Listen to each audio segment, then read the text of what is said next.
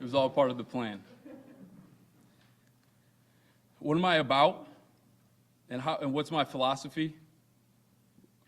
We're going to build through the draft. We're going to acquire young, fast, and physical football players. We're going to be selective in free agency, and we're going to connect evaluation with valuation. We're going to have a relentless approach to fix our weakness. We're going to maintain great self-awareness of who we are. We're going to solve problems with open communication and candor. And we're going to consistently put players in position to succeed. And the last thing, the most important piece, is we're going to take the North and never give it back.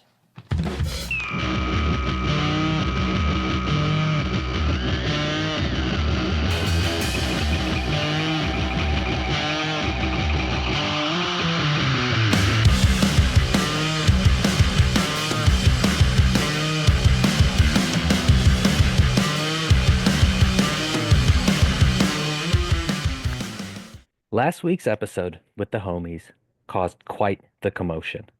They were asked how they felt about Ryan Poles, and the resounding feeling was, I feel pretty confident, and I trust this man. And that's when the accusations of Kool-Aid drinking started flying around, which begs the question, or two questions really. Are we drinking the Kool-Aid? Does 15 wins in 3 seasons and holding 2 of the longest losing streaks in franchise history, one spanning 2 seasons and the other would have spanned 2 seasons had that last win of the season not happened, deserve any level of confidence? Or has the Kool-Aid been made with some electrolytes and natural flavors and a splash of Douce, and the Bears might be, for maybe the first time in our entire life, set up for actual potential long-term success with the decisions that have been made to be consistently competitive and, dare I say, be in the mix for a Super Bowl if things line up over the next few seasons? So, for the next 2 episodes, we are going to break down Ryan Poles' top 10 decisions, discuss honorable mentions and some too early to calls, and finally decide, are we drinking that Kool-Aid or nah? So, let's start with decisions 10 through 6. How do we feel about Ryan Poles these past 3 years? Great intro. So he hasn't taken the North.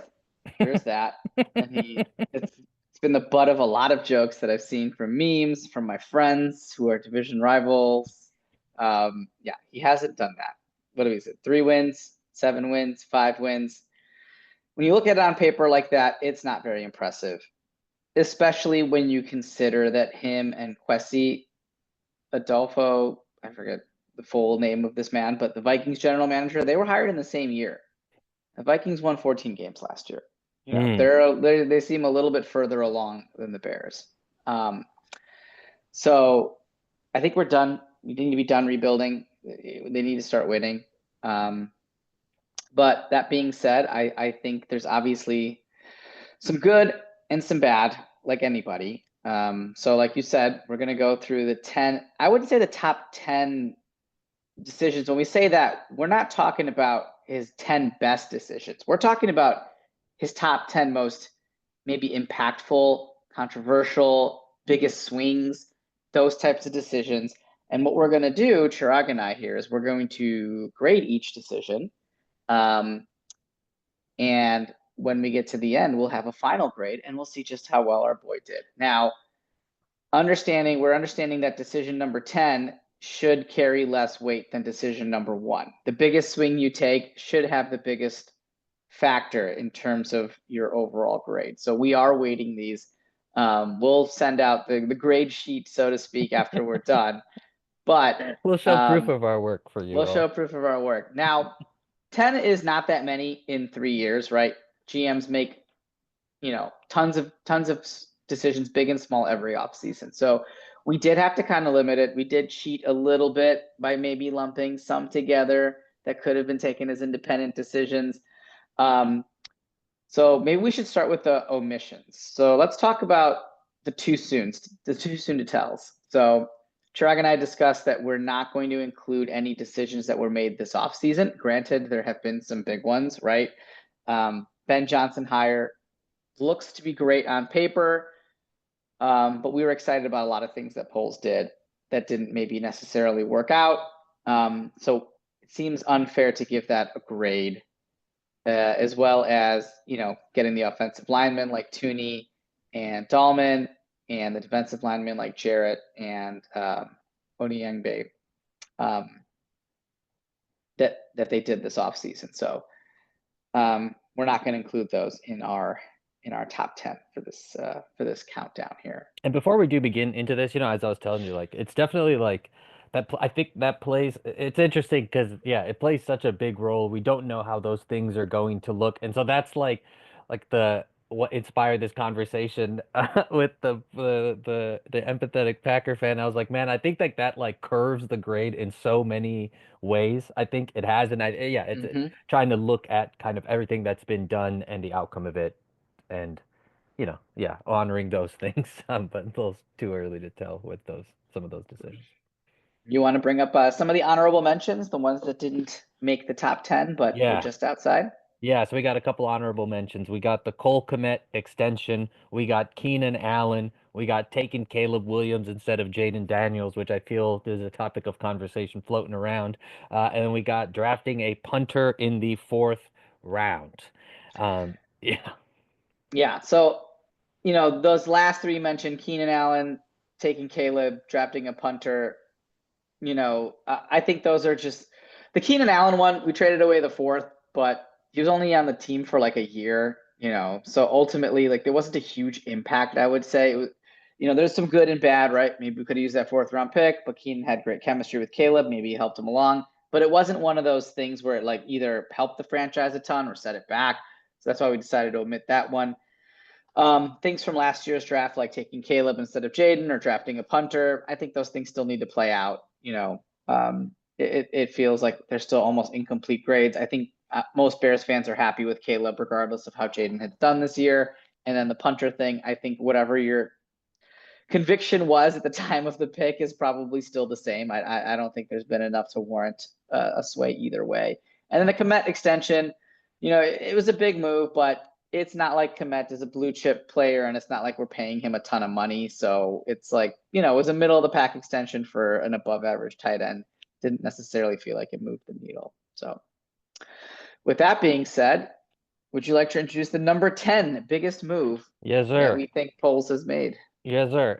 Number 10 is drafting Southern Utah's Braxton Jones. That's right. So Braxton wasn't ranked at all by anybody in this like list of tackle prospects. He ended up, like you said, being in the 6th round, I think, like the 168th pick or something in the draft. But Poles identified him in his first draft. And, if you can get a starting left tackle, regardless of whether you think he's average, slightly above average, franchise, whatever, there's a lot of opinions on Braxton Jones. But the fact that he was your second best offensive lineman, and maybe that speaks more to the state of the Bears offensive line, but a reliable starter at left tackle in the 6th round is pretty good.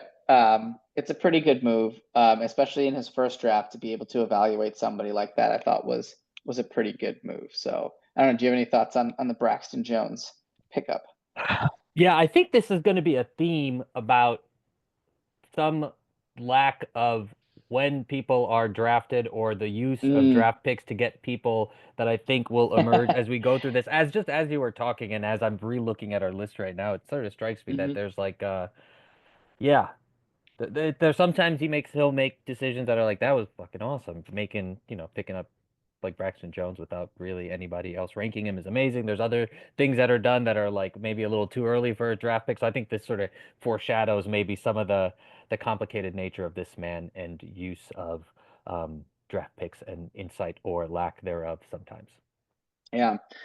Yeah. All that being said, I think that drafting Braxton Jones, I mean, he probably didn't expect him to be this good. The 6th round is kind of a crapshoot, but we got a starting left tackle out of it.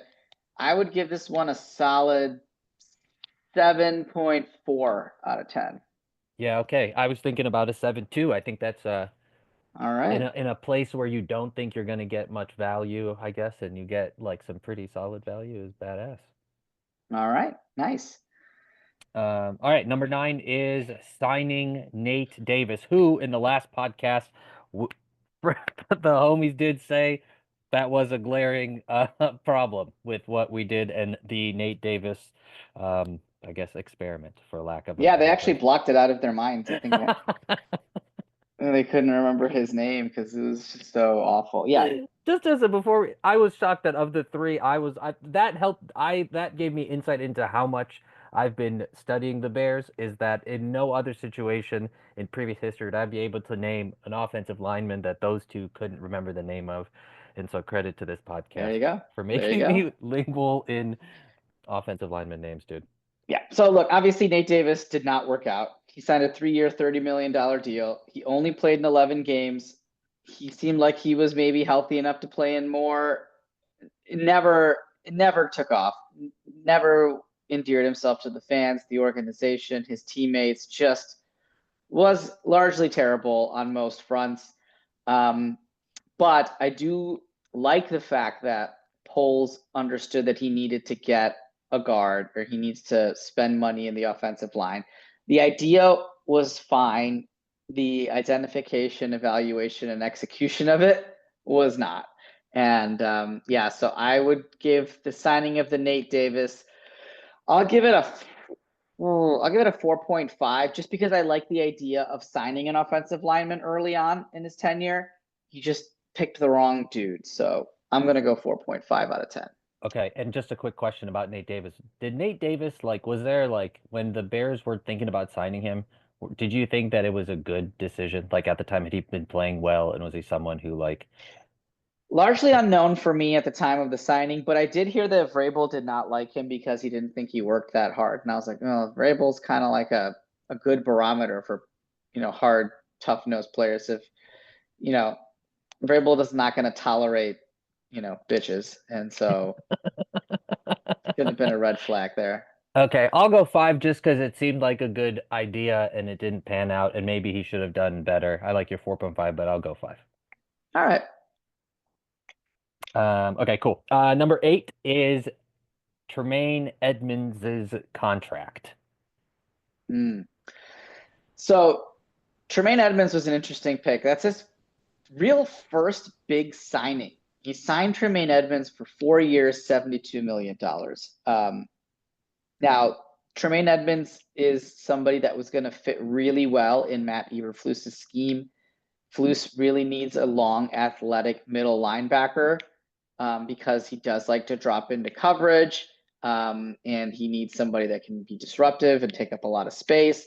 So on paper, it was a good idea. Now they traded Roquan, and that's obviously Tremaine was brought in to replace him along with TJ Edwards. Now TJ Edwards has far outperformed the contract, or outperformed like his status versus what Tremaine Edmonds has brought to the table.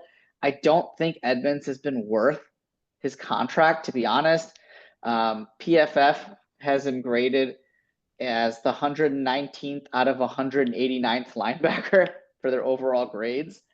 Not great when you're paying him that kind of money. Out of 189, this is all out of 189 linebackers. PFF has his pass rush grade at 138, his run defense grade at 106, and his coverage grade at 110. So not ideal. These are his 2024 grades, according to PFF. So could do a lot better. And I don't know, man. If you're paying somebody that kind of money, there's got to be like moments during games or during the season where you're like, yeah, that was the Tremaine Edmonds game, or like, I remember that play, right? Like you have that with Khalil Mack. You have memories of him against the Packers when he just like stripped that ball and ran to the end zone, or when he hip checked that 310-pound offensive lineman from Tampa. Like you've got memories of like these badass defensive players. Urlacher brings so many memories, right? Briggs means memories. Peanut brings memories. Yeah. Tremaine was supposed to be that type of guy for us, and he's so forgettable on the field. I don't even know. Oh yeah, look, there's Tremaine Edmonds. He doesn't have any signature moments or signature games or signature plays that I feel like, I don't know. It's just been very vanilla with that guy. And like, because Roquan was doing good for the Bears at the time, right? And like, Yeah, he had his signature moments. He had the Yeah. pick six against the Texans that Yeah. I vividly remember. And so he has some signature moments. Now, the kind of money he wanted, I can totally understand why Poles moved on from him. I would have done the same thing. Yeah. But you sign somebody at a little bit less, or like, I mean, I guess maybe a lot less, because I think Rokon wanted 100 mil, but they don't have that kind of production. And the guy you signed for even less than that, TJ Edwards, is the one that is like has some notable tackles and sacks and shows up. So I don't know. Tremaine Edmonds signing the big contract. It's not terrible, but definitely not worth the funds there. Yeah. I can understand him going for Flus's scheme. So I'd probably give that. What would I give Nate Davis? A 4.5? Yeah, this got to be higher than that. I'm going to give it a 6.1. All right. Yeah, I was kind of feeling like the more it's been interesting listening to you talk through all this stuff. That's like I'm kind of feeling like him being somewhat not memorable in many ways kind of makes me feel whatever. And I'm sure he does. He's yeah. I would say I'm gonna go 4. That's not that great, but A 4? yeah, I'll go 4. Wow. Worse than Nate Davis. Oh, that's interesting, huh? I'll let you go Arbitrary. back and change your Nate Davis if you want to. Well, we have a little bit of time in between. Let me sit on this rank. Okay, number 7 is drafting Velus Jones in the 3rd round, the beloved Velus Jones.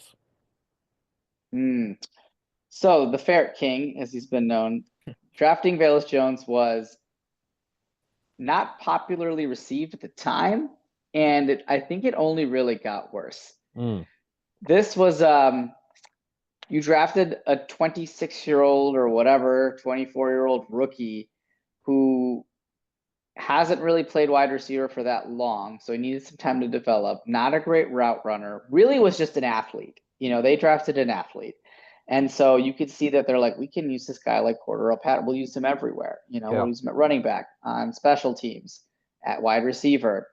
The problem is he was bad at all of those things. So Yeah. it didn't really work out. Now, unlike Tremaine Edmonds, there's plenty of memories that you have of Velus Jones in games. None of them good. No. They tried him.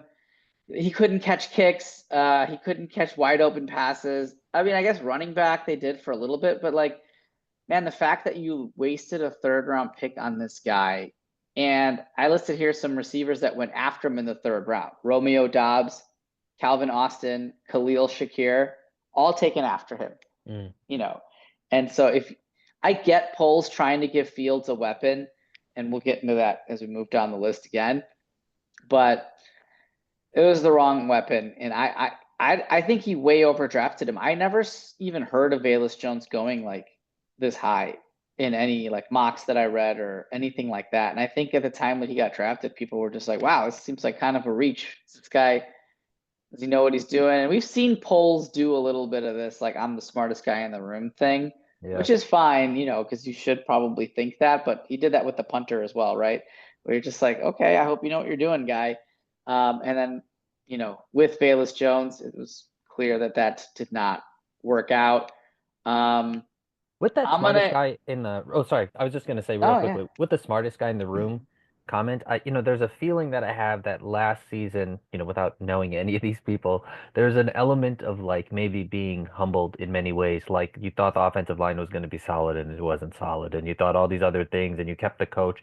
And that's why it seems like these decisions seem to be like you did the thing that makes the most sense. Like it's not and you can still be the smartest person, but you can almost like outsmart yourself and then do dumb shit. Like, and then draft a guy who maybe people didn't think about and draft all these things. And so it's like there's an element of like, it'll be interesting to do this again in a year, depending on how things go. But like, there seems to have been this like, well, I thought this offensive line was going to be good, and I thought we had depth, and we didn't have depth, and they weren't that good. And now it's like, all right, let's make the decisions that make the most sense. And that's like, it's amazing.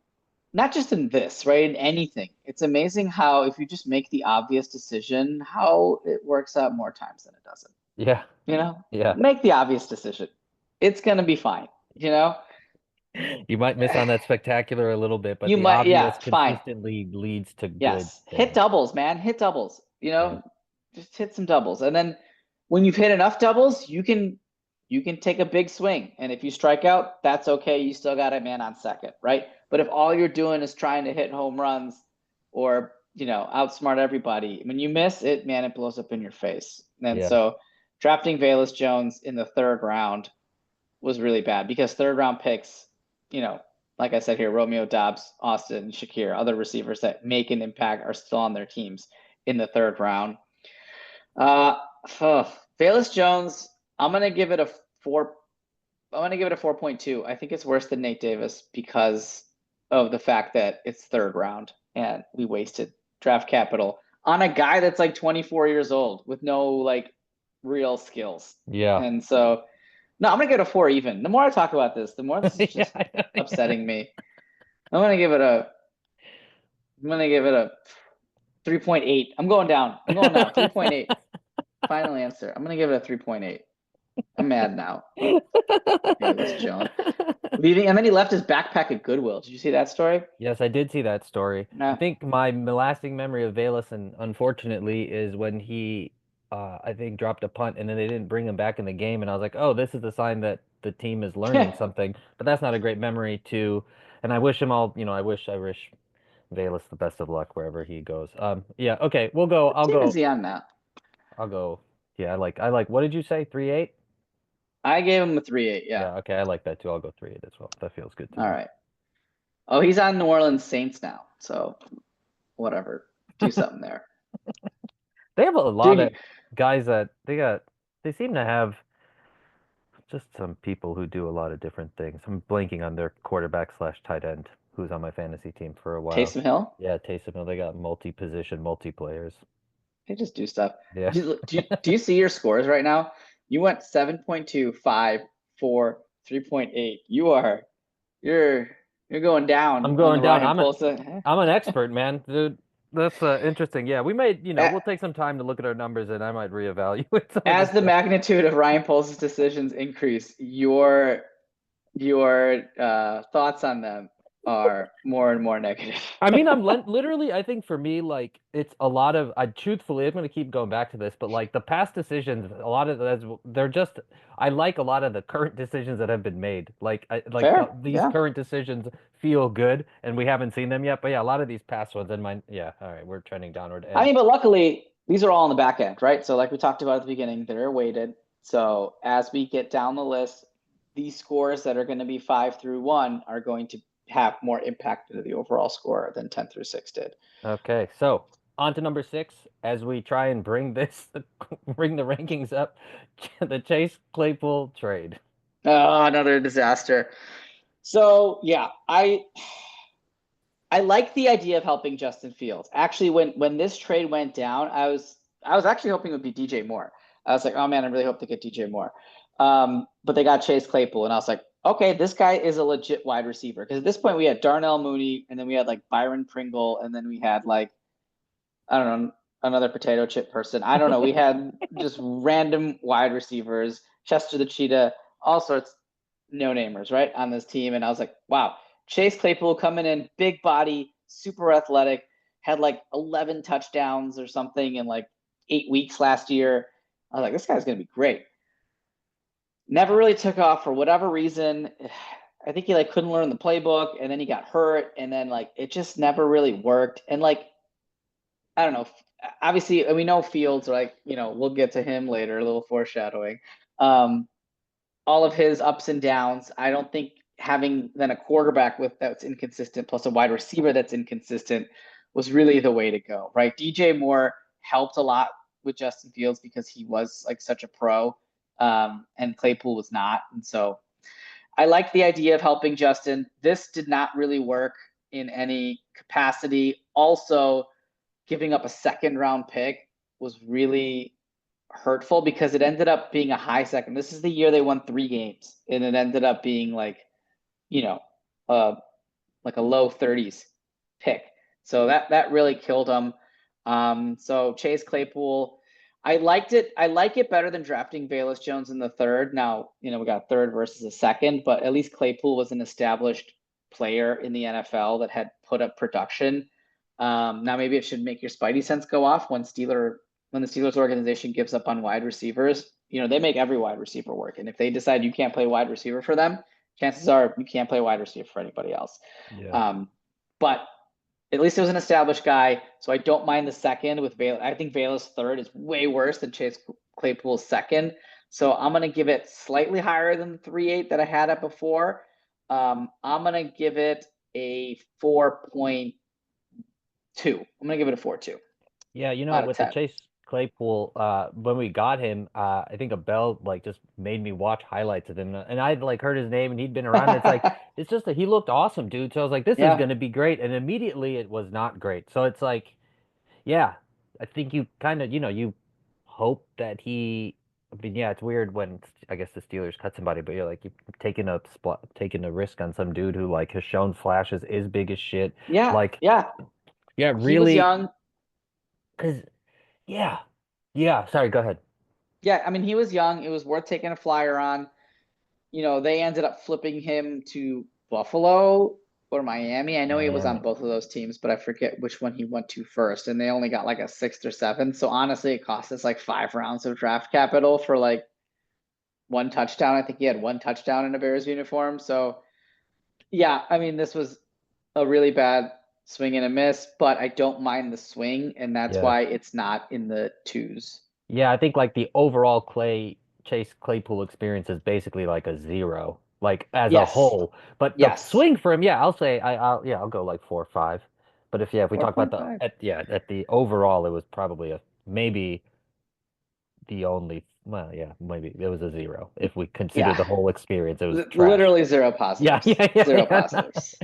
So Okay, that's our 10 through 6. We will be doing part 2, where we will go through decisions 5 through 1. So just to quickly run through the ones that we just did. Drafting Braxton Jones was 10. Number 9 is signing Nate Davis. Number 8 was the Tremaine Edmonds contract. Number 7 is drafting Velus Jones in the 3rd round. And number 6 was the Chase Claypool trade. that's right. That's right. Now, yeah, like you said, we'll get through 5 through 1, and I think you guys can probably predict what those are. Just what order we have them in will be a surprise, I guess. Yeah, and if you like agree or disagree with the rankings or the numbers or the order, text us because I know you will anyways, but we'd love to hear what you guys are thinking about our rightness or wrongness in this. Any final thoughts on these last decisions that we have talked about? No, I am excited to do this again. If we're still rocking this and doing this next year, to add some of the off-season moves this year, because I think we'd be excited about them. And I honestly, like, if you look at some of these Chase Claypool, if we did it too soon, we would have given this a really much higher grade. So it's always interesting to see how these things pan out. Yeah, for sure. Awesome. For Samir Patel, I'm Chirag Rathod. We are the Bears in the neighborhood, and we will catch you all next week with the 5 through 1. Good night, everyone.